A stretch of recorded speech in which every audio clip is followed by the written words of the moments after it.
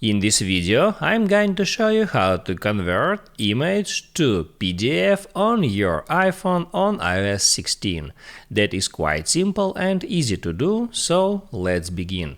And first, open up your photos, then you can open up some album. I'll tap on Recents, and from here just select a photo that you want to convert. Let it be that one, and the first thing you have to do is to save this photo to your files. In order to do that, just tap here at share icon. From here you can select multiple pictures if you want, and then scroll down until you find save to files.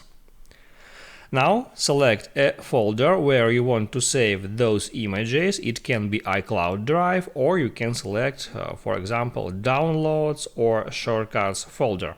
I'll save it to iCloud Drive, just hit on Save, and now I can hop out Photos app, and then I'll open up files. Here I got that 2 pictures, and in order to convert them to PDF, all I have to do is tap right there at 3 dots icon, then tap on Select. I can select multiple pictures at once, and then I'll tap here at 3 dots icon and tap on Create PDF. Now PDF file is being created right here, and after it's created I can tap on that file, and here, as you can see, I got 2 pictures that I have just selected and converted to PDF.